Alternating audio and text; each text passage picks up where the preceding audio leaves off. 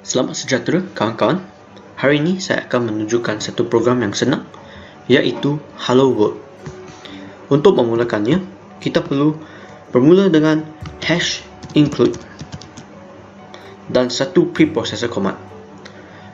Preprocessor command yang saya akan guna pada hari ini ialah stdio.h.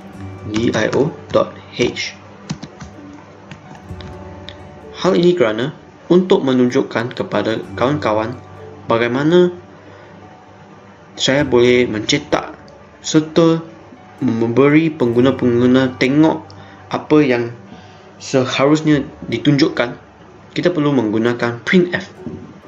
Dan printf hanya ada dalam preprocessor command stdio.h.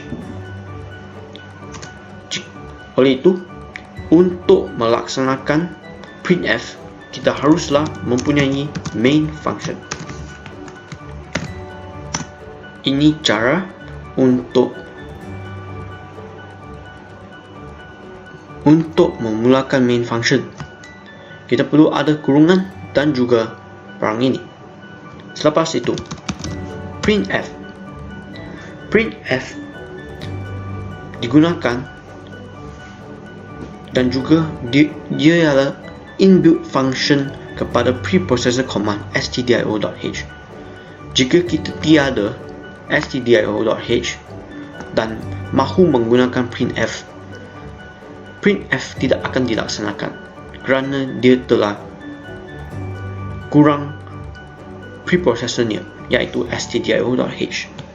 Oleh itu, jika kita nak menunjukkan hello world kepada pengguna atau klien kita boleh menggunakan printf. Dan juga jangan lupa semicolon. Jika tiada semicolon, program tersebut tidak boleh dikompil dan dilaksanakan. Selepas itu, untuk menamatkan program tersebut, kita perlu return program tersebut kepada kosong. Hal ini kerana return kosong dianggap sebagai program yang berjaya dikompil dan boleh run kepada kebanyakan operating system. Oleh itu, jika kita mahu menunjukkan hello world kepada pengguna-pengguna, kita perlu compile dengan compiler tersebut. Selepas compilation time, kita boleh run. Selepas kita run, kita boleh melihat hello world telah ditunjukkan kepada semua orang untuk tengok. Dan return value program ini adalah kosong, iaitu menunjukkan program ini berjaya. Itu saja hari ini. Terima kasih kawan-kawan.